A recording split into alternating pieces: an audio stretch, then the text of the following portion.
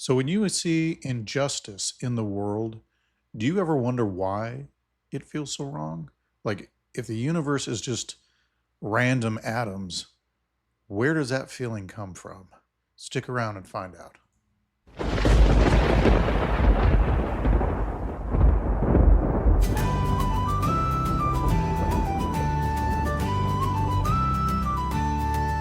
Coming from the wild, from the rain and the stone, where the wind has no name and the traveler's alone. There's warmth in the fire and truth in the tale of the watcher who walks where the bold-hearted fail.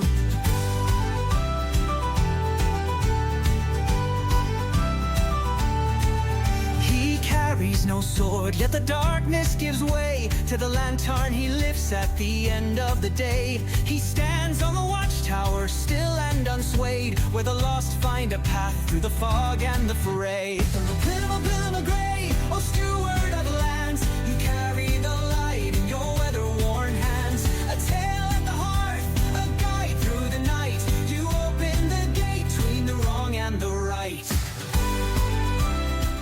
Well, all right, folks, pull up a chair.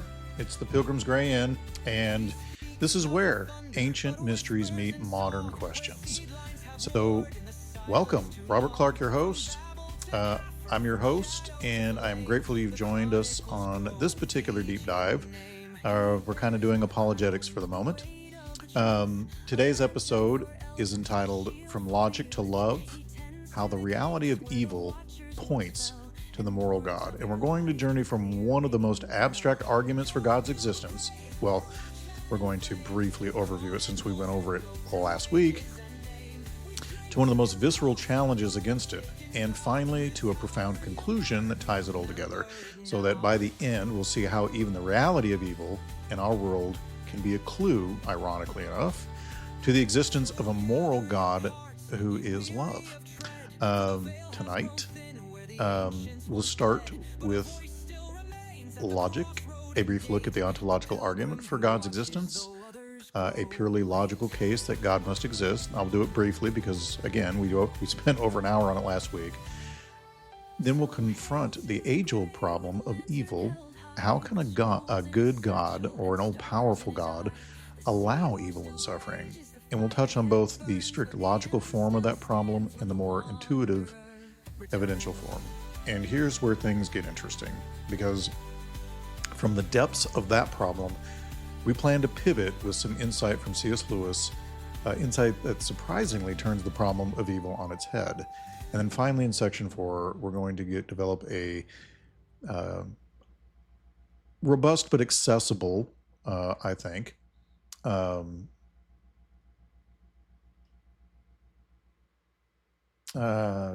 guess sort of you could consider it a modus tollens for the moral argument. I'm going to be using the argument that was utilized by Dr. William Lane Craig because I think he poses it correctly in a way that makes it more airtight. And we will be answering some objections like we did with the ontological argument, like morality is just evolution, or the famous Euthyphro dilemma, that many atheists will use in an argument about God and morality. And through it all, we're going to keep our tone passionate, thoughtful, and spiritually grounded. And whether you're a devout believer or you're a skeptic or a seeker, I invite you to think deeply with me here on this, and let's reason together and maybe even glimpse a bigger spiritual war behind the scenes. So get comfortable, maybe imagine the crackle of a hearth here at the Pilgrim's Gray Inn, and let's journey from logic to love, shall we? So our first logical starting point is the ontological argument, right? It's one of the most abstract arguments for God's existence. And I know I'm wearing glasses today. My eyes have been bothering me and giving me a headache all days, and it just made it easier for me to be able to read my notes here and not strain and be squinting so, and forgive my drinking of water. if I don't have it with me like I did last week, I begin to lose my voice. So, anyway, if you've never heard of it and you didn't watch last week's show, it's kind of a heady idea. I'm not going to go into the detail I did in that other video here because we've already covered it, but it was a argument that was first proposed and popularized by Saint Anselm in the 11th century and has been refined since then by philosophers over the years, including Alvin Plantinga, whose work I primarily relied upon for the formulation of my video last week. But in simple terms, it argues something like this. You go from a definition like God is the greatest possible being we can conceive of, right? What philosophers would call a maximally greatest being, all-powerful, all-knowing, perfectly good, and so on. And then the premises that support the argument would be it is possible that such a maximally great being exists, at least in theory, and some possible reality, right? It's logically coherent. And then we use logic.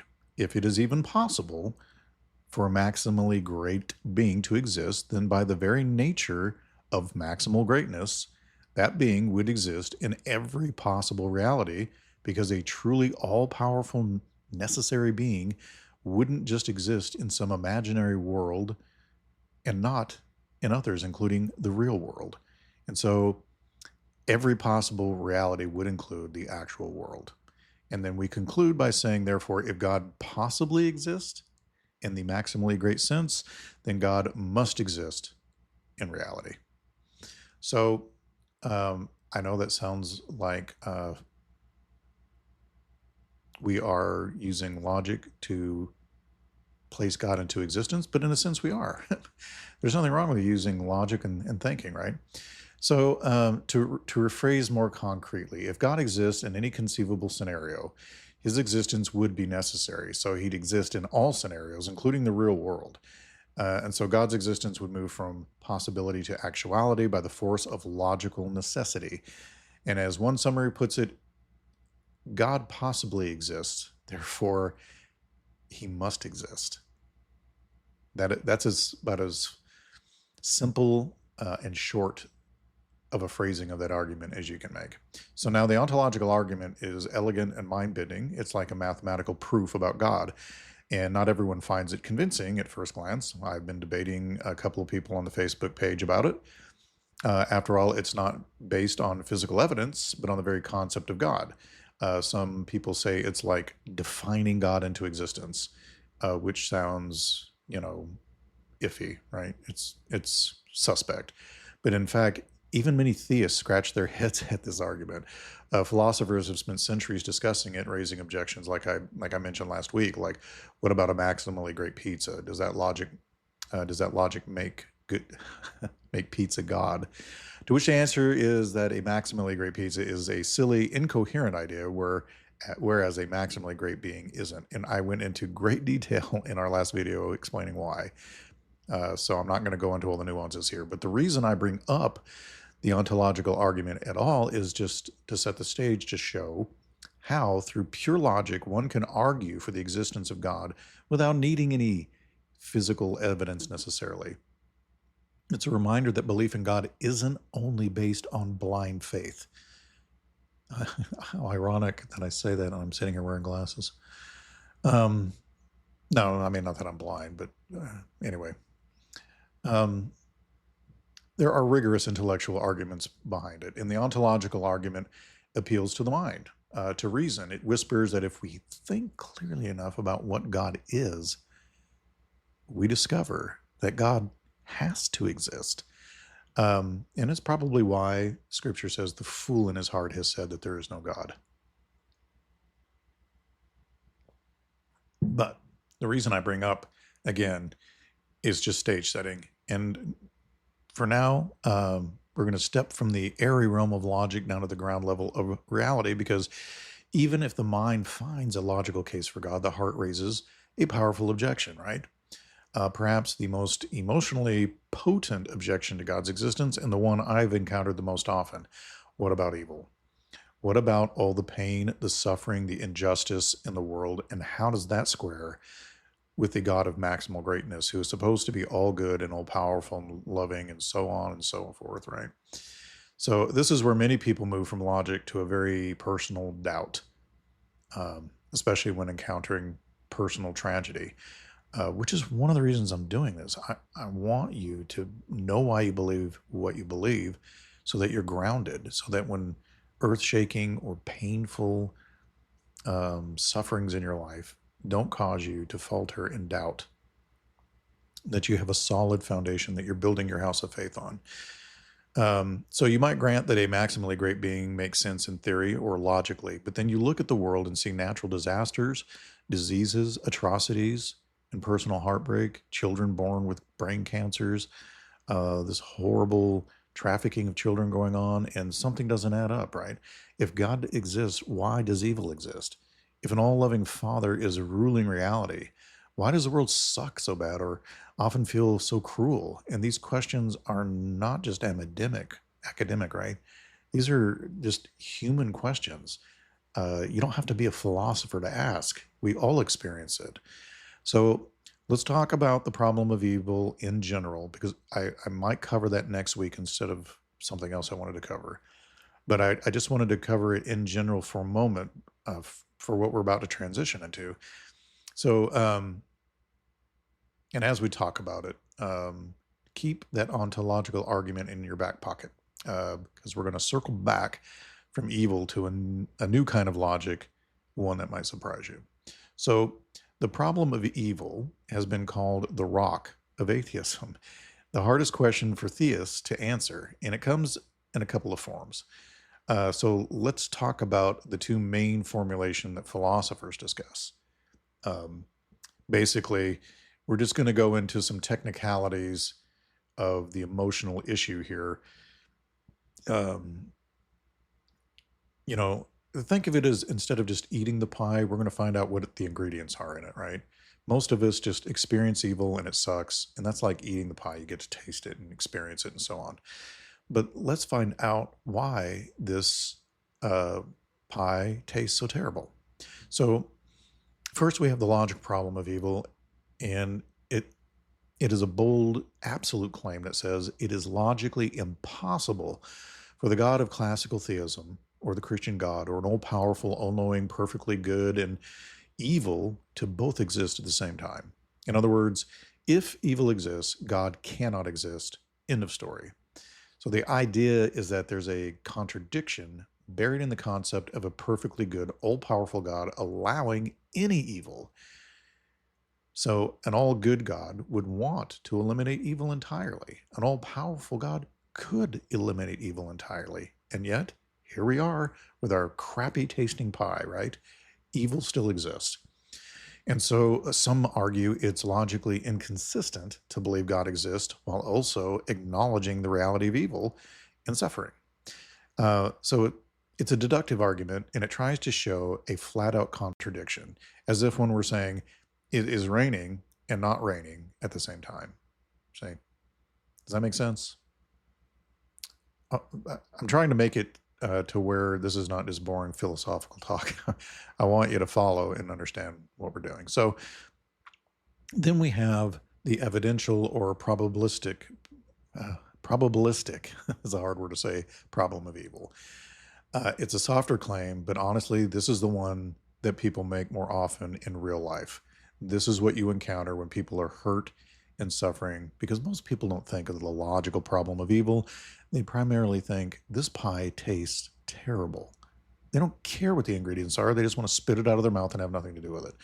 So this is a softer claim, but in many ways, it's way more compelling to the average person. It says, okay, maybe it's not logically impossible for God and evil to coexist, but given the sheer amount and kinds of evil we see, it sure isn't very, isn't it very unlikely that God exists based on that. And therefore it becomes very difficult for people to even want to think about the existence of God in such a terrible world. I know plenty of people like this. I work with them. So this argument doesn't claim an outright contradiction. Instead, like the first one I just gave you, instead it appeals to the apparent pointlessness or horrendous scale of suffering as evidence against an all-loving, all-powerful deity. And this is why you will encounter it more often. This one says, why would a loving God allow this much pain or evils of this horrific nature? Maybe a little evil for free will's sake, but do we really need things like child torture or genocide or natural disaster that kills thousands? Or like people who torture their animals? Animals just want to love us. Why would somebody torture a dog? What is wrong with these people? And what is wrong with God for him to allow it? So the evidential problem is more about weighing probabilities and intuitions. It feels like God wouldn't let the world be the way it is, so probably he isn't really there, or isn't the God we thought he is. And if he is, then I don't want to be around him or do anything with him. And that's just basically born out of a misunderstanding of not only evil, but the world and who God is in general. So let's correct that. But first, a drink of water.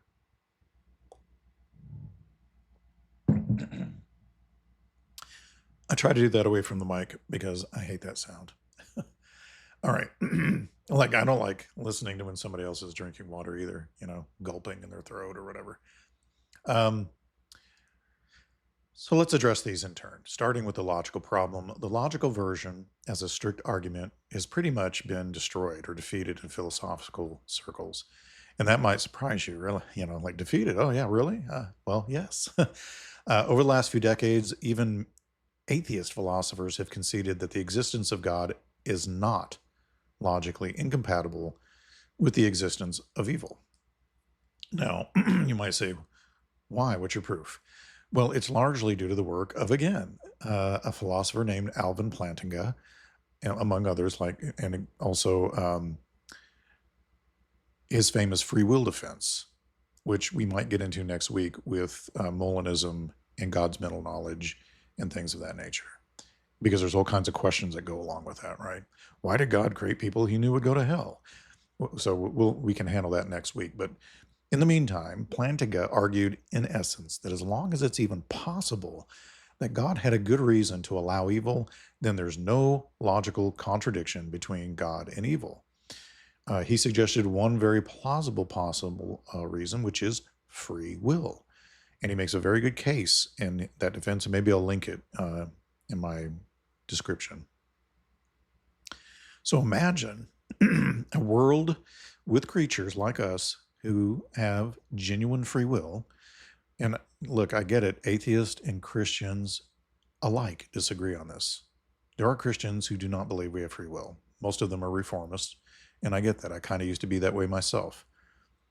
But I no longer, because it never really sat well with me. And after further investigation, I realized that tulip is not what it's cracked up to be. We'll just put it that way. And the main problem I have is with the I, irresistible grace. If it's irresistible grace, then to me, it can't really be love, because there's no free will involved. You're just a meat puppet. So anyway, we can make real choices between good and evil. That free will is a great good. It allows for genuine, real love, all right? And goodness chosen freely, moral growth, and meaningful relationships, and so on. But if creatures are truly free, then by definition, God cannot and will not, as we've seen, force them to always do what is good. Otherwise, it's not really free will at all. Like the people that love you, if you were just controlling them to love you, it's not really love. It's just you controlling them. So, which some people who are narcissists try to do and fail, and we have broken relationships. So some of these free creatures might choose evil, right? God could eliminate evil only by eliminating free will or the creatures themselves, which would, and I'm only saying this in our current state of affairs, because I believe that free will can exist without the choice of evil, but it must first come in this flavor, so that we have those who will choose God and those who will not. and it kind of seals the deal. So that when a new heaven and new earth is created, we can choose within a range of things that are good. Anyway, sorry for that sidetrack. So it would also, like I said, eliminate the greater good that free will provides. Plantinga's defense doesn't assert that this is definitely God's reason. It just shows that it's possible for God to have a reason which is enough to defeat the first claim of a strict contradiction. So in a nutshell, the logical problem said God and evil cannot coexist, period. And Plantinga responded, yes, they can. Here's a possible story of how. Free creatures, blah, blah, blah, right? And that story is internally consistent, so the alleged contradiction disappears. So the first argument from evil is really defeated. Even the prominent atheist philosopher J.L. Mackie, who himself had argued for the logical incompatibility of God and evil, eventually admitted that Plantinga's free will defense had essentially solved the logical problem of evil. Mackie conceded that the existence of an all-good, all-powerful God is not rendered impossible by the existence of evil. And so today, philosophers widely agree that there's no logical impossibility in God and evil coexisting. God could have had reasons that we don't fully know or understand. Plantinga gave one, free will, and what the ultimate result of that will be, and perhaps maintaining the conditions for moral freedom or perhaps other reasons beyond our understanding, right? The best way to phrase it is just to say morally sufficient reasons, like William Lane Craig states. Anyway, they justify God in allowing some evil for a limited period of time. So, and let's just be clear, saying the logical problem of evil is solved doesn't make the emotional problem vanish, right? Because I'm sure some of you are thinking, okay, the pie still tastes like dung. So logic or not, you haven't gotten rid of the taste. So it's one thing to show in a philosophy seminar that there's no formal contradiction here. And it's quite another thing to entirely to stand in a cancer ward at the site of a tragedy and feel that resolution in your heart, right? Or watching your dog die from being eaten alive by worms. So the evidential problem of evil remains deeply challenging. I think it's the best argument atheists have against God. So that being said, let's talk about that evidence or experiential side. So this is where most people actually struggle, the vast majority. And we can look at the world and say, I just can't imagine any good reason that could possibly or would justify this much suffering. It's not that we're claiming absolute logical certainty that God can't exist. It's more that it appears so unlikely that a loving God is at the helm, given the horror show we see or how bad this pie tastes in our pie analogy. So how might those of you who are listening as believers respond? Well, entire books can and have been written on this, but I'll summarize a few thoughts because solving the problem of evil is not my goal here necessarily, but I did want to talk about it because of what we're about to talk about next. But one approach is often called skeptical theism. Not skeptical about theism, but skepticism about our ability to judge God's reasons. So it suggests that just because we can't see a good reason for some evils, that does not mean that no such reason exists. Think of it like this. If God is as far above us as we think in wisdom and knowledge, right? He is maximally great, knows everything, all powerful, then we shouldn't expect to always grasp his plans, right? The fact that some suffering seems pointless to us might be due to our limited perspective. We don't know hardly anything. So, and I'm not just trying to cop out here, but it truly is a humble admission of our cognitive limits, right? We don't know everything. When I was a child getting a vaccine, I didn't see any good in it. I only felt the needle's pain and my parents holding me down, right? So from my toddler perspective, it was like a betrayal and utterly gratuitous suffering. It's only later that I could understand a reason, the idea of preventing disease that justified the pain, even though I question even that now, but that, I'm just using that as an example. So, in a similar way, we as spiritual children might not fully fathom God's reasoning in the big picture of history and eternity. Or here's another angle. Many theists point to the way suffering can lead to growth, right? Virtue or other goods. And this is often called a soul making theodicy. Blah. Um, After Irenaeus or modern proponents like John Hick, they're the ones that popularized this idea. So it notes that virtues like courage, compassion, forgiveness, and perseverance only exist in a world where pain, danger, wrongdoing, and hardship exist. So there's a side to good and love we could never know without the suffering. And that's why I think in this current state of affairs, like I mentioned previously or alluded to previously, that we have to experience this before we get to a world where we can only choose within a realm of things that are good with our free will.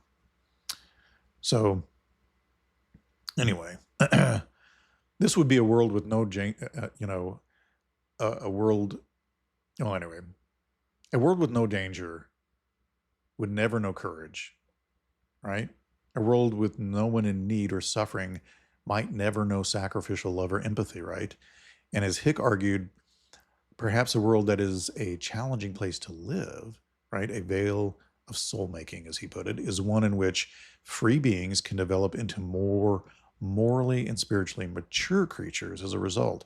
And this is not to glorify suffering, because suffering sucks. Nobody wants to eat a crappy tasting pie.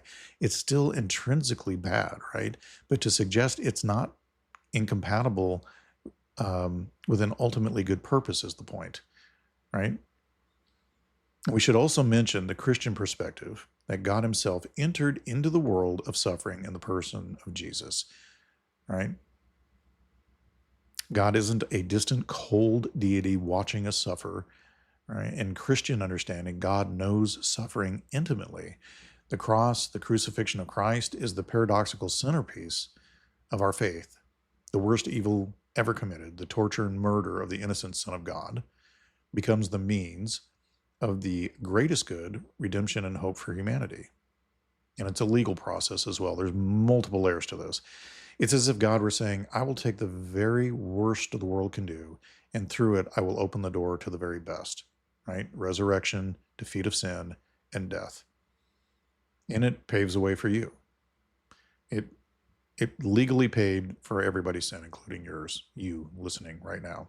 And so this doesn't answer every why, right? Far from it, but it demonstrates that God can and does bring meaning and hope out of the darkest evil. We have examples all throughout Scripture, right? Joseph, you meant it, you my brothers, who threw me in this pit, hoping I'd die, and then sold me off and whatever. You meant it for evil, but God meant it for my good and for our good, because he wound up saving all of them from starvation with his dreams that he was given about Pharaoh, 7 years of plenty, 7 years of starvation. If you know the story, you know what I'm talking about. So the promise is that ultimately God will wipe away every tear and right every wrong, not by ignoring evil, but by overcoming it. And that's what he did. So now I realize some of those responses might feel abstract because you're not experiencing it right now, or insufficient when you're hurting. The problem of evil isn't something we solve like a math equation, and it hasn't been completely solved yet either. It's a future thing. And so let's not be feeling sorry for when God does decide to unleash his wrath on a unloving world that has created evil, and we experience what we deserve here either. So anyway, it's something we struggle through. The Bible itself is full of people crying out, why, Lord? Like, just read the entire book of Job, or a whole bunch of the Psalms have that about it, right? There's kind of a mystery here, and we are allowed to lament and to not fully understand. God understands that, just like you do with your own kids when they don't fully get it. You know, why can't I stay up till midnight and watch Cartoon Network? Well, because you have school in the morning. So what? Who cares? Well, I care. I'm your parent. So anyway, now what I want to do here is to guide our thinking into a new direction, one that maybe you haven't considered before. And it's kind of a judo move, using the momentum of the problem of evil and flipping it, for those of you who like cage fighting. What if the very fact that we recognize something as evil is telling us something important about reality? What if our outrage at injustice, our sorrow over suffering, our sense that things are not the way they're supposed to be is actually a clue in favor of God rather than against him? Now, that sounds counterintuitive, I realize, but some of the greatest thinkers who wrestled with doubt ended up seeing this very point. One of my favorites, and none expressed it better, in my opinion, than a man who was once an atheist himself, C.S. Lewis. So let me share with you a famous insight from C.S. Lewis, the author of Mere Christianity and the Chronicles of Narnia, if you know him by that, The Lion, the Witch, and the Wardrobe, and all of that. I liked Tolkien's work better, but I also like Lewis. I really prefer Lewis's Christian writings to his fiction. Although Out of the Silent Planet, science fiction, but that trilogy was pretty good too. So Lewis was an atheist in his early adulthood, largely because of the problem of evil, right? He looked around the world, especially the brutality and senseless suffering he witnessed during World War I, and concluded that the universe was cruel and therefore, in his mind, godless. But later, upon reflection, he had a revelation that turned his thinking upside down, and he wrote this. And this was influential in my own thinking about the world, even though I already believed in God when I read it. He says, "My argument against God was that the universe seems so cruel and unjust. But how had I got this idea of just and unjust? A man does not call a line crooked unless he has some idea of a straight line. What was I comparing this universe with when I called it unjust?" So this is a profound observation. Lewis realized that in order to call something unjust or evil, he must be measuring it against some concept of justice or good. But if the whole universe were truly meaningless and without God, where would he ever get such a concept? Right? You don't know what a crooked line is unless you have an idea of a straight line. So if the whole show were truly bad and senseless from top to bottom, how would we even recognize it as bad and senseless? Or some people say, if we just evolve from unliving matter and material into what we are now, how can we even trust that anything that we're thinking is our own thought or whatever? It's just the chemicals telling us what to think or say. We can't trust any of it. Whatever it is, it would just be, right? And yet Lewis found himself vehemently hating certain things as evil, which implied he believed good and evil were real qualities, not just personal preference or what your molecules or chemicals are telling you. So he goes on to say, in effect, I could have said that my idea of justice was nothing more than a private illusion of mine, but if I did that, then my argument against God collapses, because my argument depended on saying the world was really unjust, not just that it didn't suit my fancies. So therefore, in the very act of trying to prove that God did not exist, that the whole universe was senseless, I was forced to assume that one part of reality, namely my idea of justice, was full of sense. So in other words, evil as a reality pointed to a standard of good as a reality. If I complain, this is wrong, unjust, evil, then I'm implying there is a true right, a real just, a real good by which to measure it. And that was a turning point for Lewis. So the staunch atheist essentially said, whoops, by acknowledging evil is real, I've implicitly conceded good is real, and a real moral law implies a moral lawgiver or higher standard beyond mere nature. And as he famously summarized elsewhere, quote, "If the whole universe has no meaning, we should never have found out that it has no meaning." Just as if there were no light in the universe, we wouldn't know it was dark because we'd have never seen light. Our very ability to be outraged by evil and to recognize injustice suggests that we have some innate knowledge, like Scripture says, the law is written on our hearts, and however dim it is, of justice and goodness. And this is a pivot point. We are turning from the problem of evil now to what's called the moral argument for God's existence. The moral argument essentially says objective moral values and duties exist, and the best or only explanation for their existence is God. Therefore, God exists.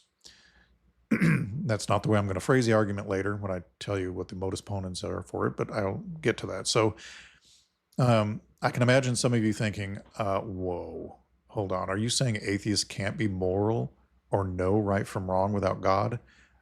Well, obviously not. Atheists can know moral values. I believe everyone has some sense of the moral law written on their hearts, like I said a little bit ago. And atheists certainly can live moral lives caring for others, fighting injustice, sometimes putting religious folks to shame, quite frankly. The question is not whether you need to believe in God to recognize moral truth or to act morally. The question is more philosophical. If there is no God, what is the foundation for the moral truths or objective morality we recognize? Are moral values real or just illusions? Is morality objectively binding? Like, none of us should think that raping a small child and torturing the child just for pure enjoyment is a good thing, or just a product of evolution in society. In a universe without God, can the concept of good and evil be anything more than personal or cultural preferences? So the moral argument I'm about to unfold says that without a transcendent anchor, or you could say a true north compass point, God, objective morality loses its foundation. Yet we all sort of live as if some morals are objective. For example, that love is good and torturing children is evil, truly evil, not just by convention. And even though there are some people who sickly enjoy it, we all recognize that they're sick, and even they do to a degree because they hide it. So we have a sort of clue that God exists because he is the best explanation for the moral reality that we know and we experience. So let's proceed carefully here because this argument needs to be rock solid, premise by premise. And so I'm going to go over William Lane Craig's version of this, clear, logical, also addressing common objections. And by the end, we'll see if the conclusion holds that the reality of evil and good indeed points to the reality of a moral God, which I believe it does. So here we are. So we've arrived at the moral argument for God's existence. Now, I find this argument both intellectually compelling and personally moving because it touches our everyday experience of right and wrong, love and conscience, right? So let's lay it out in a straightforward way, and then we'll unpack it piece by piece, answering objections along the way. It's a pretty short argument. And here's the common formulation of the moral argument used by Dr. Craig and others, and it goes like this. Premise 1, if God does not exist, then objective moral values and duties do not exist. Premise 2, objective moral values and duties do exist. And then the conclusion, number 3, therefore, God exists. So this is what is called a logically valid syllogism. If 1 and 2, the premises are true, 3 has to follow logically. It's inescapable. So the key is, are the premises true? Premise 2 states that objective moral values and duties exist. Premise 1 states that without God, such objective moral values or morality would not exist. So we'll look at both. But first, note the wording, moral values and duties. So by moral values, we mean things that are good or bad, like justice, love, mercy are good. Selfishness, cruelty, and so on are bad. By moral duties, we mean obligations or rules about what we ought to do or not to do, like you shall not murder, right? Expresses a duty not to kill innocent people, primarily children. Also, a key is the word objective. Objective moral values and duties means they are valid and binding independently of human opinion. Just like we said before, just because some guy gets his jollies torturing and raping children does not mean it's okay, right? We recognize that person as horrible and evil for inflicting suffering on an innocent, regardless of his opinion. So in other words, even if the whole world decided that, say, the Holocaust was good, right? It would still not be okay. Even if a society thinks genocide is permissible, it is not permissible. These morals are not mere preferences or cultural fashions. They're more like facts of the matter, like 2 + 2 = 4. And by contrast, subjective morality would be like your personal taste, right? It's only true relative to the subject. Like chocolate is the best flavor in the world, right? It's subjective, not objectively true for everyone, right? Otherwise, I don't know how we could even have laws in the book. If we're going to decide that objective moral values and duties don't exist. That's not how we live life. We have entire moral codes and courts and laws based off the fact that objective moral values and duties exist. So, drink of water. Hold on.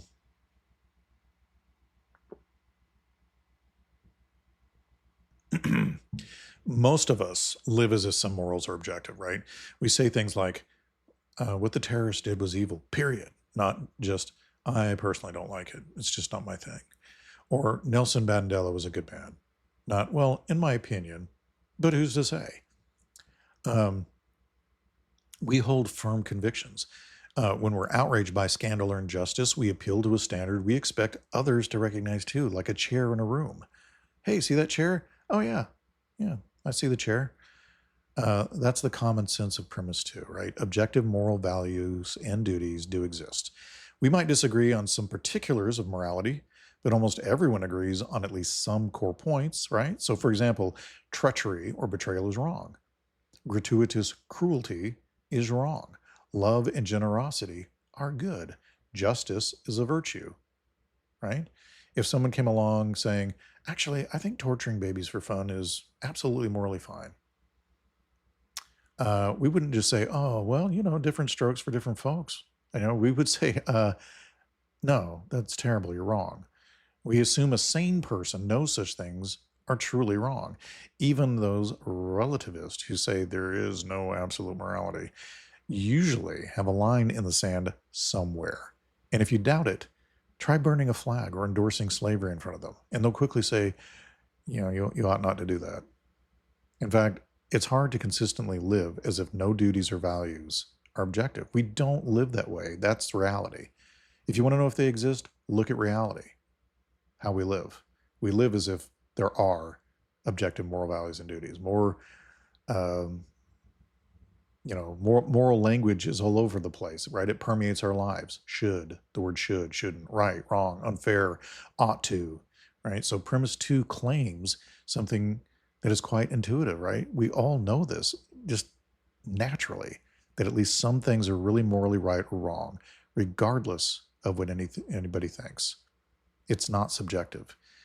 So we can support premise 2 by pointing out that denying objective morality leads to some disturbing consequences, right? If nothing is objectively wrong, then one cannot truly condemn, say, the Holocaust or the slave trade or serial killers as wrong, or, the whole human trafficking thing.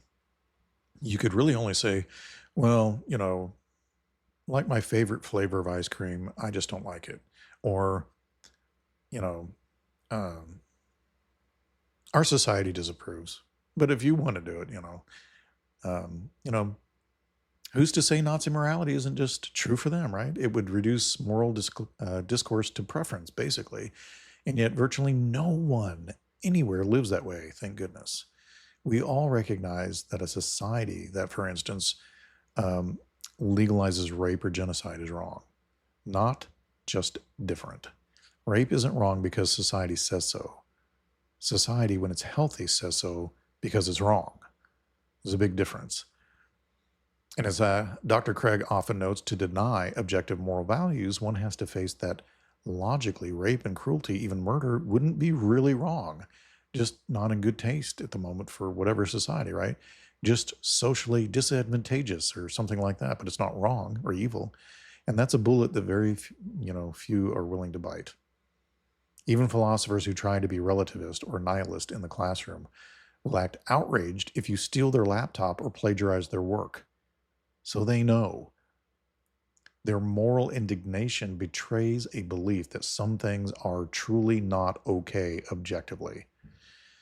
So we'll proceed on the very reasonable belief that objective morals exist. We all sense it intuitively and know this. If you're not convinced, I just ask you, do you really think it's only a matter of opinion that, say, abusing a child for sport is wrong? If you find yourself saying no, that's truly wrong always, then you do believe in at least one objective moral truth, and that's all you need for the paradigm to change. So what about premise one then? If God does not exist, then objective moral values and duties do not exist. Why would someone say that? Well, this premise is asserting that God is the foundation or ground of moral objectivity, right? Without a true north or a transcendent anchor, morality would be just a product of natural processes or subjective choices, and thus not truly binding or objective. So think about a world with no God. Nothing but matter and energy, right? Plus maybe the laws of physics and so on. And in such a scenario, how would moral values exist in any real objective sense? You could still have preferences or feelings about behaviors ingrained by evolution or society or whatever your chemicals are telling you, but it's hard to see how things would be truly good or evil in any absolute way. As one philosopher put it, if there's no God, we're just highly evolved animals, and animals are not really moral agents. So when a lion kills a zebra, it doesn't commit murder. It just is what it is, right? The circle of life. If a male chimpanzee forces itself on a female, it's not considered morally wrong in the animal kingdom, right? It's just nature. So if we humans are fundamentally no different in kind, because without God, we wouldn't be. We're just all animals, molecules arranged in different random ways. We just happen to be smarter. Why think any of our behavior is infused with moral rightness or wrongness, right? On atheism, many argue our moral intuitions are just a byproduct of sociobiological evolution, right? So over millennia, genes that encouraged cooperation and altruism helped society survive. Behaviors that wrecked social cohesion didn't. So we evolved a sort of moral sense because it was useful. Utilitarian, right? That can explain why we feel some things are wrong, because those feelings had survival value. But if that's all morality is, it's not truly objective. It's just an illusion foisted on us by evolution to make us behave in certain ways, right? Because of how things turned out evolutionary-wise. And renowned biologist E.O. Wilson, an atheist, said as much, right? He said morality is just an illusion fobbed off on our minds by the genes to get us to cooperate. And another scientist, Michael Ruse, says morality is a, quote, biological adaptation, unquote, and any deeper meaning is illusory. When we say, love thy neighbor as thyself, we're doing what our genes want, but there's nothing actually morally true about it in a cosmic sense. Pretty chilling, right? So without God, one could argue anything we call good or evil is ultimately just a matter of how we happen to feel or have been conditioned. Just like you like some movies and you don't. You like some songs and you don't. Some people like to murder kids. It's not my thing, but you do you, right? So he didn't mean people would automatically behave badly, right? In regards to both Wilson and the famous Russian novelist Dostoevsky, he wrote, if God does not exist, everything is permitted. I forgot to give you that quote. And what I was going to say is, he didn't mean people would automatically behave badly. He meant that without a higher law or objective moral values and duties, you don't have a basis to say anything is really forbidden or permitted beyond personal social preference. So there's no moral law built into the universe, just us doing what we do. Or as Aleister Crowley said, do as thou wilt is the whole of the law. So now some atheists bite the bullet and accept that, right? They become moral relativist or nihilist, saying basically, yep, right and wrong are human inventions. But as we saw, that view is hard to swallow in practice. Who really thinks, again, torturing kids is just a socially discouraged behavior rather than actually evil or wrong? So other atheists will try to find a secular basis for objective morality, right? They might say, for example, well, objective moral values can exist even without God. They're just brute facts of the universe, or they're grounded in something like human flourishing or well-being. And this view is sometimes called atheistic moral realism, the idea that there are objective moral truths even though there is no God establishing them. So let's examine a couple of these attempts, right? Because I frankly think it makes no sense whatsoever. But let's see. Human flourishing as the ground. Drink. So, some propose that good just means whatever promotes the flourishing or well-being of humans, right? Or sentient creatures. And bad is what detracts from it. So, objective morality could be grounded in the objective facts of what causes humans to thrive, right? So, on this account, you don't need God. You just need an agreement that human flourishing is the standard, right? This is a form of secular humanism. It sounds reasonable at first, right? Of course we want humans to flourish. But why is human flourishing the ultimate standard, right? If there's no God, humans are just one animal species among others in a vast cosmos, right? Why not the flourishing of some other species? Or of the ecosystem as a whole, right? Vegetation.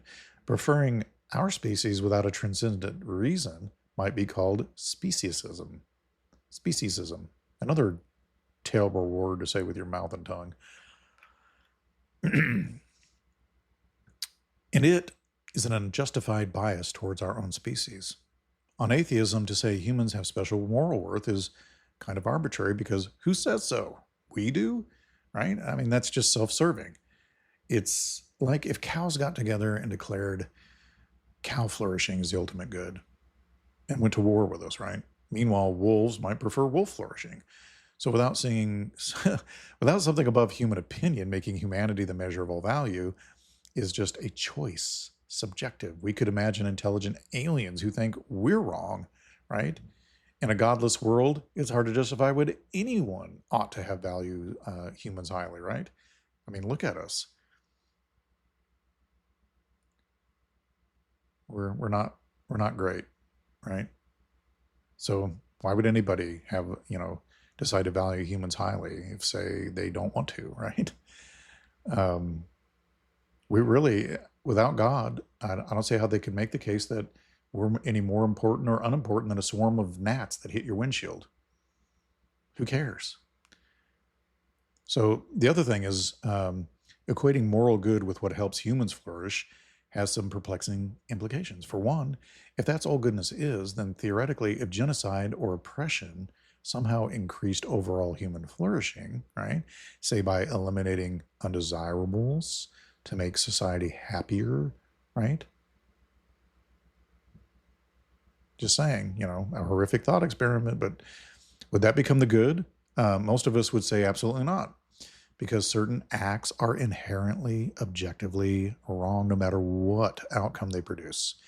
And that hints that, in fact, my wife and I just watched a movie recently, a series of movies that were new on Netflix, all three of them, the Maze Runner series, right? And the idea was basically the ends justify the means, but they don't.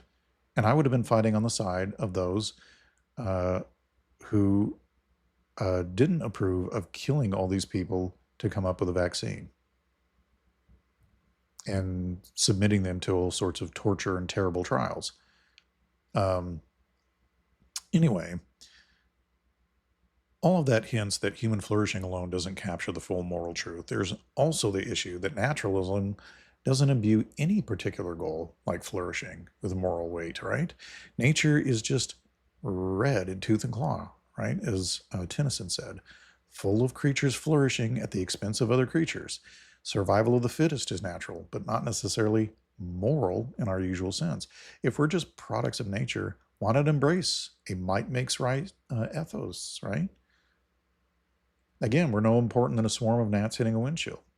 The secular humanist is smuggling in a value, right? Compassion, equal worth, that fits better in a theistic worldview where each person is made in God's image, infinitely valuable. But under naturalism, there's no case to be made. Except your opinion that humans are more worthy of flourishing than other creatures. So then we have moral platonism. Morals are just brute facts, right? So they suggest that moral values like justice, love, mercy just exist out there as abstract truths, the way mathematical truths exist, right? So on this view, even without God, justice is a real thing, and cruelty is objectively bad, floating somehow in the fabric of reality out there. And this is a strange view. Even Craig says he finds it hard to make sense of it. But let's grant it for just a moment. And suppose moral values do exist out there as abstractions, right? They're just out there. We still have the problem of moral obligation. Who or what imposes a duty like justice on me to align with those values, right? So an abstract principle can exist, but it can't command me, right? It has no authority or agency. So if justice just exists on its own, why am I obligated to be just?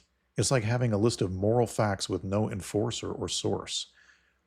So people could just shrug and say, oh, well, so what if justice exists? I couldn't care less.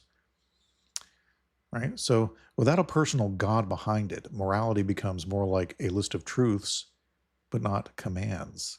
So it's got to be objective moral values and duties. There's no one to hold you accountable except other humans whose authority is only whatever we give one another, right?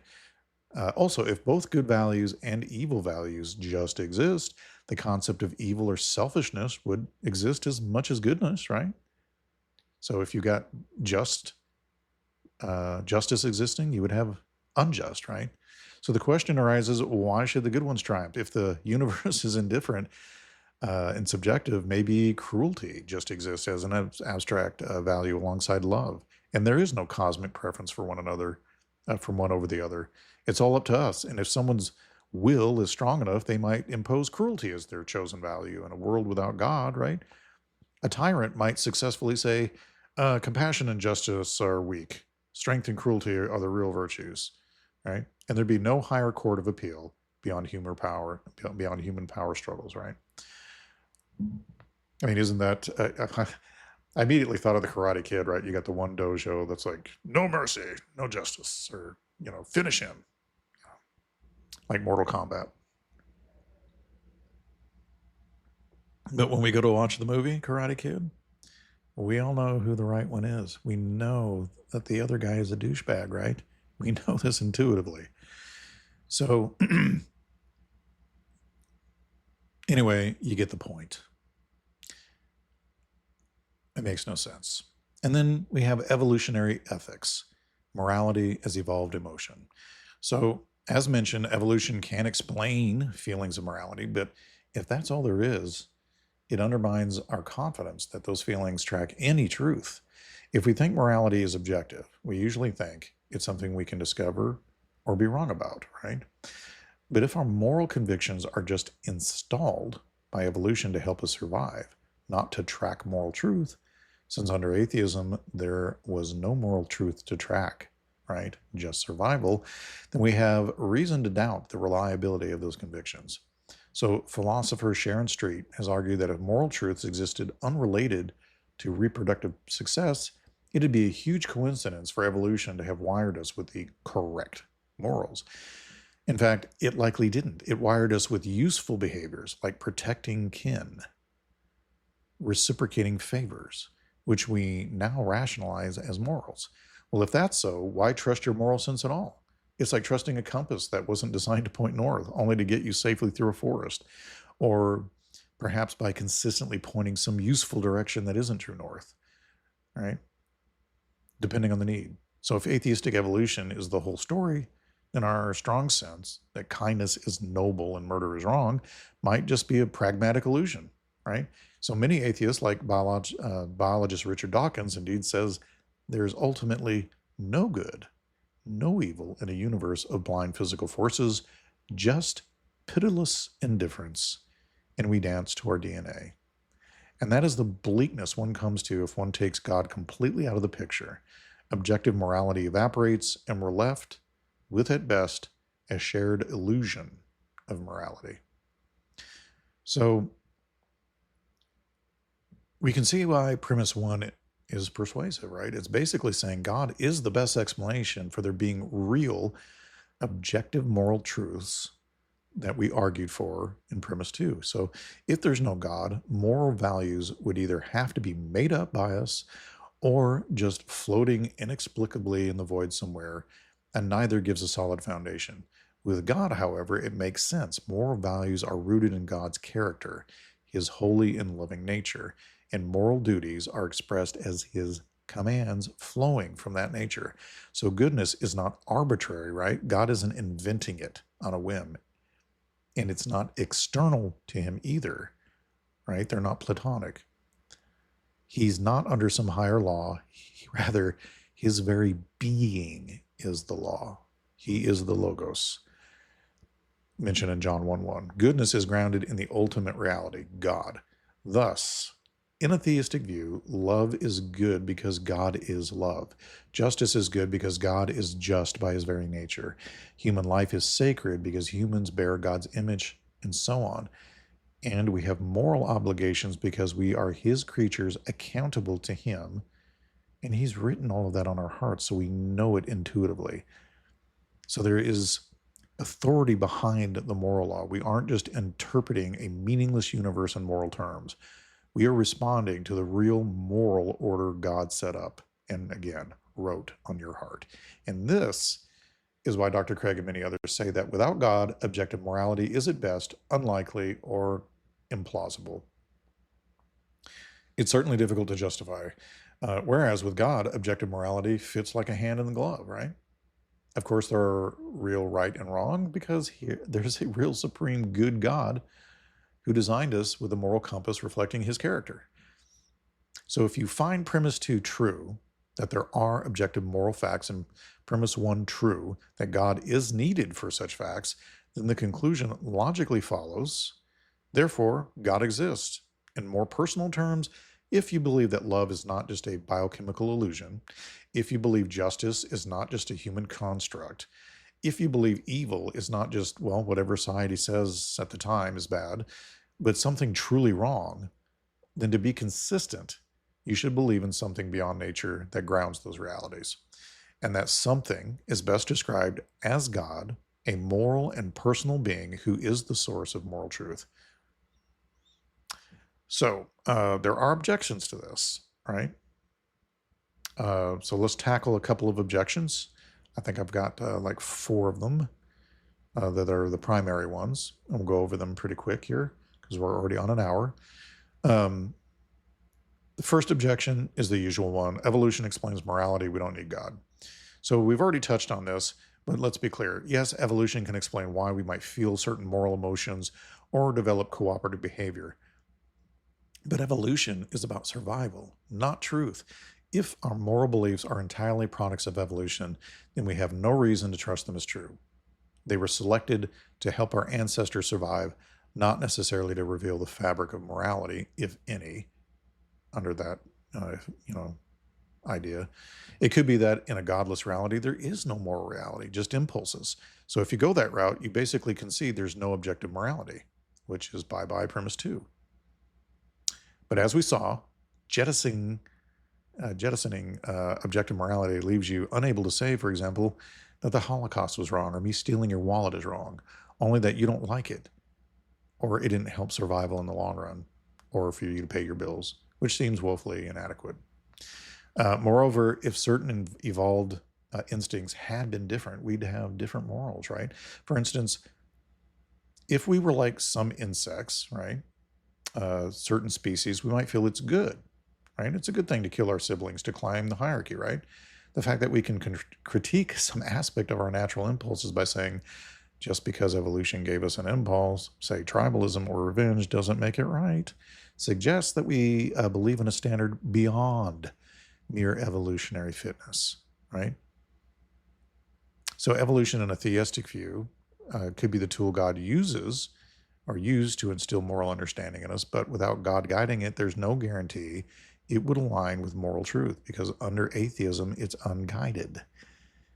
It's like trusting a calculator that was put together by random mutations to always give correct answers. Would you rely on that calculator? I wouldn't. So without a designer aiming for truth, you wouldn't. Similarly, our strong conviction that rape or murder are wrong is reliable if a truthful God built that into us. If it's just an ape instinct, maybe it's as arbitrary as our taste for sugary food, which is good for energy, but can lead us astray in modern times, right? So the bottom line here, evolution can describe how we got our moral feelings, but not justify them as true knowledge, right? For justification, we need a grounding, therefore we're right back at God again. And that leads to objection 2. Well, I'm an atheist, but I still believe in objective morality. It's just a brute fact or based on reasoning without human well-being, right? Well, this is essentially the atheistic moral realism we just discussed. Some folks will say, well, look, I don't need God to tell me kindness is good. It's just obviously good. It's an objective fact that suffering is bad and happiness is good, period. So I appreciate the sentiment, acknowledging objective morals, but the question is, on atheism, why? Why are those facts true? If the universe began with a big bang and no purpose, how did moral truths become a part of reality? It's not like quarks and electrons carry moral properties, right? Sam Harris tries to argue that morals are about the well-being of conscious creatures and that science can determine what actions increase well-being. But even if we agree well-being is a goal, that itself is a non-scientific value judgment. Science can tell us how to achieve a goal, but not which goals are ultimate, right? If someone said, I don't value others' well-being, I value power. Well, science can't refute that. It's a philosophical standoff. Harris basically assumes a moral value, well-being is good, and that is very hard to ground without something like, well, because humans are made for a purpose of flourishing, or because love is valued by God. He can't do that. So to say objective morals just exist like Platonic forms also runs into the epistemic question, if they're just floating out there, how do we know them? It's quite a coincidence that blind evolution would just produce minds that correctly perceive, and a coincidence that they're abstract moral truths. As one argument goes, it'd be a happy cosmic accident if the morally right things just so happen to align with what helps a primate species thrive, right? It's far more plausible that our moral beliefs align with moral truths because there was a designer who wanted us to understand and grasp them, even if imperfectly. So without God, expecting evolution plus philosophizing to land on moral truth is like expecting a blindfolded person to solve a Rubik's Cube by chance. Not impossible, but not very likely. We already explained what the most likely thing is. So then there's a third objection. Isn't it possible to have morality without religion? What about cultures without or with different gods or no gods? So individuals and cultures can certainly follow moral codes without believing in God. That is true. The question, again, isn't whether you can behave morally or even believe in morals without professing God. The question is what makes something moral in the first place. For example, an atheist might strongly believe in human rights and live an honorable life championing justice, right? I would applaud them and say they're correctly discerning the moral law. However, I would also gently ask, in your worldview, what makes human rights real and not just a noble fiction? And they might say, it just is wrong to harm others, right? I don't need God for that. And experientially, that's fine. They don't. But I would point out that their conviction fits more naturalistically in a theistic framework where humans have inherent worth from a creator than in a naturalistic one where humans are accidental organisms, right? Like the swarm of gnats we mentioned earlier. So in a sense, I'd say to the atheist, you are borrowing the notion of human dignity and moral truth from a theistic worldview, even if you personally don't believe in God. Your heart knows slavery is wrong because indeed every person bears the image of God. So though you might phrase it differently, like every person has inherent worth, which is a beautiful truth, but one that secular philosophers struggle to justify apart from a transcendent source or God. Again, no God, you're just a swarm of gnats hitting a windshield. You're of no more value than any other species. You're just a random collection of molecules. And many atheists are moral because the moral law is real and written on their hearts, even if they don't attribute it to God. It's still there, even though they won't acknowledge him. So I see that as evidence for God. A law written on hearts suggests a lawgiver who designed us. And then objection 4. What about the Euthyphro dilemma? It is something good because God wills it, or does God will it because it's good, right? And that's a famous challenge from Plato's dialogues, often posed to divine command theory. It sounds like a catch-22, because if you say something is good just because God says so, well, that makes morality seem arbitrary, right? God could command tomorrow that hatred is good. We'd have to accept it, right? Which seems wrong. But if you say God commands it because it's good, then goodness is a standard above or outside God, which undermines God's sovereignty, right? Meaning that God is not the ultimate source of morality, just an enforcer of it. So it's kind of like that winning move at checkers, they think anyway, where no matter where you move, they're going to win. And so the skeptic says, either way, you have a problem. Morality is either arbitrary or God is unnecessary. So how do you deal with that? Well, let me take a drink of water and I'll tell you. So the dilemma is a false one. It misses a third option that Christians and classical theists have affirmed for ages now. Goodness is rooted in God's nature. In other words, God wills something because he is good. God's own holy and loving nature is the standard of goodness. He's not arbitrarily declaring things good, nor is he consulting some external Platonic form like we mentioned earlier. He is the good. God is love. So when God commands, say, do not murder or love your neighbor, he's expressing his own character, right? He is love. God values life. He couldn't just will hatred is good tomorrow any more than the sun could start emitting darkness, right? It's contrary to his nature. That's why it's not really correct to say that all things are possible with God in that sense. All things are logically and morally, possible with God. That's within his nature. So God is by nature kind, just, truthful. And those aren't limits on God. They're the glorious qualities of God. And therefore, God's commands to us are not arbitrary fiats. They are entirely consistent with his character, which is the ultimate good.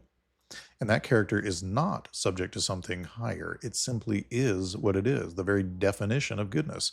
So to reframe Euthyphro, is something good because God commands it? No, it's deeper.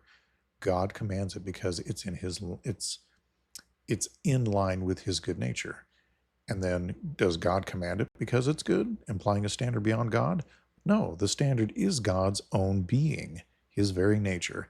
As one summary often used says, God is the paradigm of goodness. His character, perfect holiness, love, justice, etc., is the standard that defines good and evil. So the dilemma is resolved by this third way, right? Morality is neither above God nor arbitrary whim. It's anchored in the unchanging nature of a perfectly good God. And what does that clear up? Well, our moral argument stands strong here, right? First, we experience a realm of moral values and duties that are objective and real. We live this way. Two, the existence of such a moral realm makes sense if there is a God whose nature is the standard of goodness and created us to know that standard. And third, without God, that moral realm has no secure foundation or credibility. Therefore, the best explanation is that God exists, specifically a moral, personal God whose character gives rise to moral truth. So now, remember how this ties back to the reality of evil we started with. I said, The reality of evil actually points to God because it presupposes a real standard of good, right? By the moral argument, the reality of objective good and evil requires God. It's almost poetic. What was once an argument against God, evil, turns into an argument for God, moral law. It doesn't answer all questions about why God allows each instance of evil, but it does show that evil is not a proof of God's absence. And in fact, the opposite, evil as a concept, wouldn't even make sense if there weren't a transcendent good and a God that comes from. So we can only call something evil in a meaningful way that makes sense if an absolute good exists, and that hints at the reality of God. So let's solidify the spiritual significance of this. We're saying that morality, our sense of right and wrong, isn't an accident or illusion. It's a signal of something or someone beyond, right?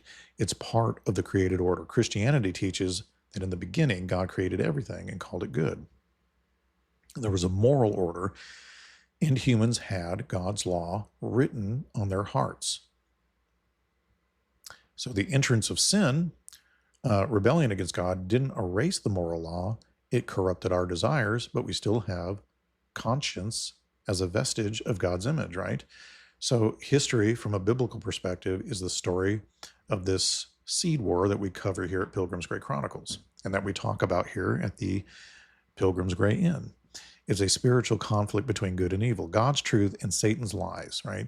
The seed of the woman and the seed of the serpent, going all the way back to Genesis 3:15. This war is often waged on moral grounds.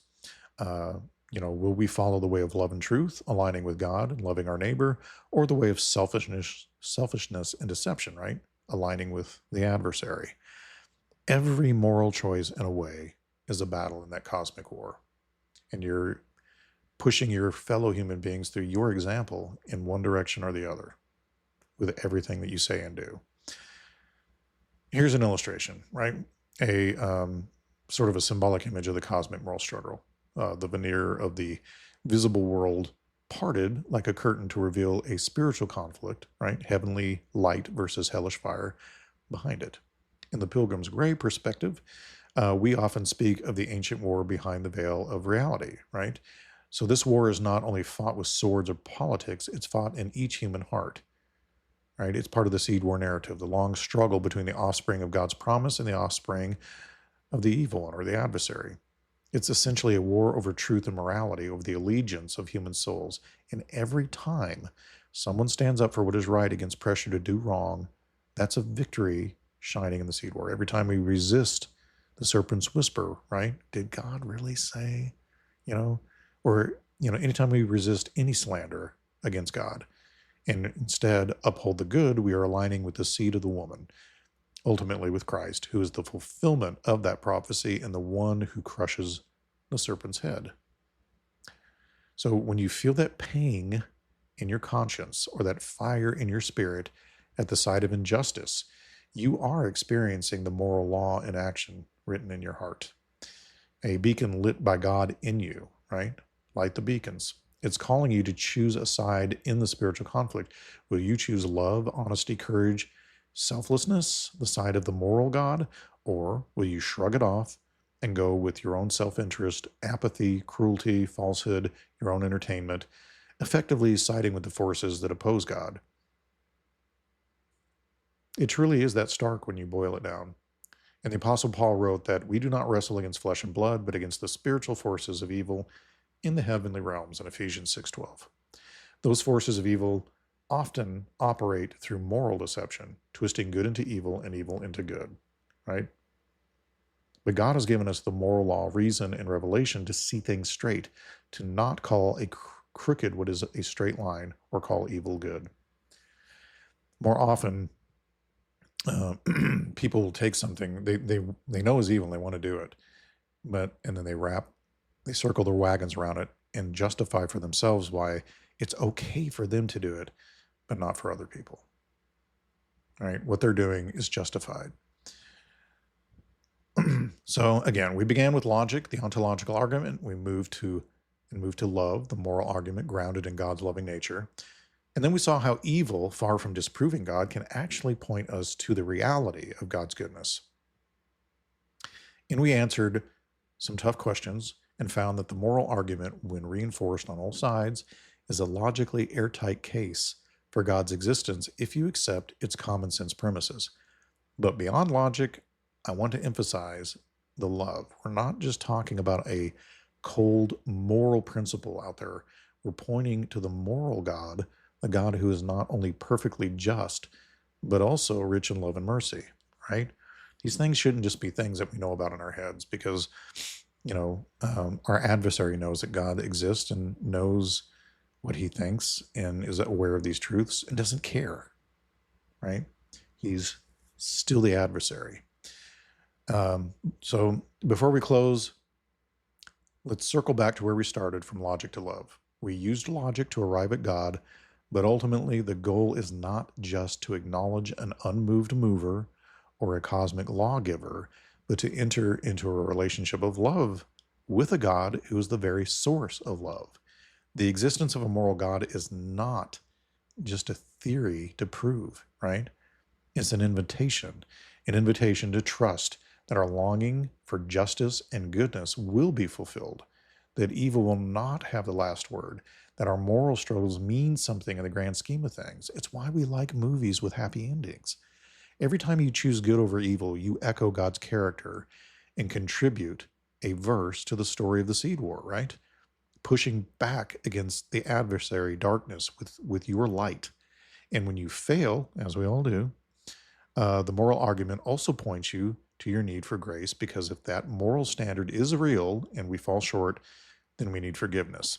Now, in the Christian narrative, which is what I am, that's exactly what God offers through Jesus, forgiveness and the power to grow in virtue. The reality of evil points to the moral God, and the moral God points us to the remedy for evil, his own sacrificial love.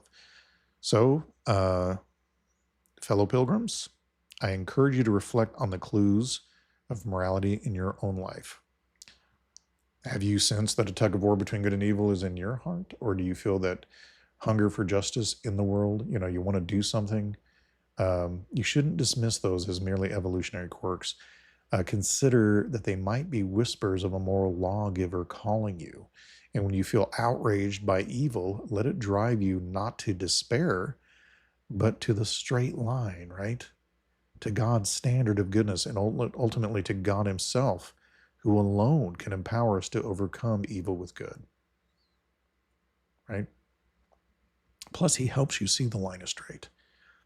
And so as we end the show tonight, let's remember evil is real, but it's parasitic on the good, right? It doesn't have independent existence, like C.S. Lewis said. Good can exist without evil. Evil can't exist without good. It's a perversion of the good, and good is ultimately grounded in God, who will win in the end, right? And we've been told and promised that the things that we suffer here and see others suffering won't be able to be compared to what awaits us, the good that it produces. So the long war between good and evil will conclude with good triumphant, justice vindicated, and every tear wiped away. And our role now is to choose the good, to join the winning side, right? Not by might, but by aligning with the moral truth God has given us and by receiving his love. But that is now. You don't get to join sides after the war is over and say, oh, I was on this side over here, the right side. It's too late then. You chose your side, right? You were treasonous and a traitor all the way to the end. And in my opinion, you're probably not going to be happy in God's presence anyway, because in order for you to have done that, that would mean that you don't like any of those qualities anyway, really. You just don't. You prefer to determine for yourself, apart from God, what's going to be right for you. And you don't really care about what he has to say or think. So, anyway, I thank you for walking the road with me to the end tonight. From the heights of abstract logic to the very human struggle with evil, and onward to the discovery of a transcendent moral love at the heart of reality. So if you found your mind stimulated or your heart stirred, I encourage you to not let the discussion end here, think on it. If God is the source of morality, that has implications for every aspect of life, how we treat others, what we live for, and how we handle our own failures, and forgiving ourselves and others. And I'd like to leave you with a call to reflection. This week, notice the moral dimensions of your experiences. Pay attention to your conscience. When you encounter a moral choice, however small it is, see it in the light of this cosmic seed war backdrop, a skirmish in the great seed war, right? Ask yourself, what would align with the good, with God's character in this situation? And then dare to do it, right? And also reflect on the converse, the times you see or are tempted by something wrong. Instead of just feeling guilty or angry, let it remind you, oh, this is why I know there's a God, because I know this ought not to be, right? Whether it's something you did or you saw somebody else do, and let that thought recenter you on God's reality and presence. And finally, I invite you to join us next time, where we'll likely dive into another facet of our faith. Next week, I have plans to explore some divine attributes, like God's omniscience, his all-knowing nature, and something some of you might be familiar with called God's middle knowledge, or Molinism. If you haven't heard of middle knowledge, it's a concept about God's knowledge of all hypothetical scenarios, like what would happen if, and it ties into human free will and God's providence, right?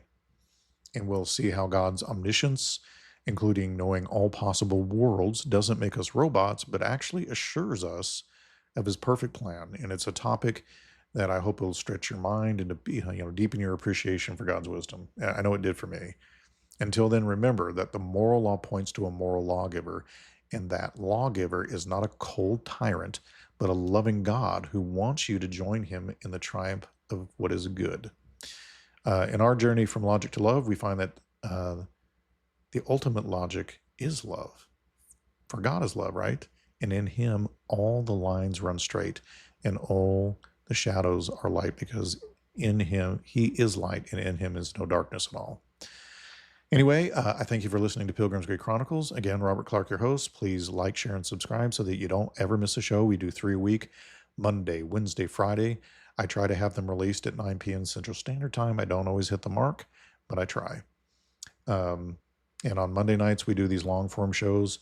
Wednesday is also popular, where we go over your emails. It's my way of saying thank you for listening and for supporting and subscribing and keeping up with the show. So believe me when I tell you, I do everything I can to try to read everything we get. As we get more followers, I'll probably be doing that less and less, because I can't keep, even right now with this, we haven't even been a podcast for a year, and I'm having difficulty keeping up with all of it. Sometimes I'm only able to hit a like, and sometimes I miss your comments because I don't see them. I'm not notified of them, but I try to dig in. I try to spend at least one day where I just go over all of that while I'm drinking my morning coffee, or, my wife is running an errand. I go over all your emails. Anyway, in the meantime, stay vigilant, stay hopeful, and keep that lantern of truth burning bright. And God bless you guys, and have a good night, and Godspeed to you as you live out this work week, which I got to return to work Wednesday this week, so I have an extra day off. It'll be awesome. Anyway, later, folks. Love y'all.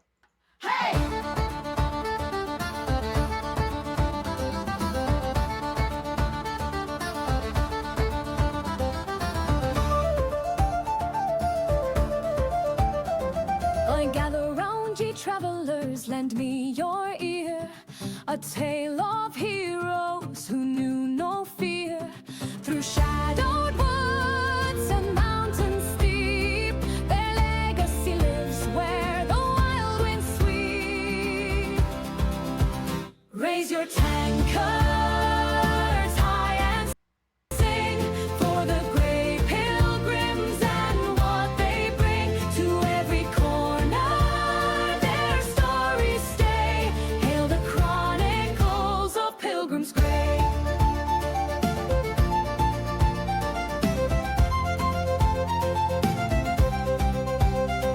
Through cursed lands where few would tread, the brave walk forth where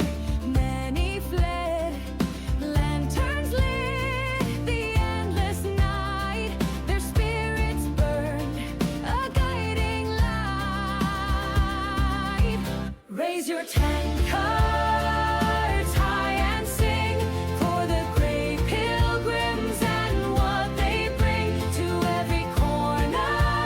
Their stories stay. Hail the chronicles of Pilgrim's Grave.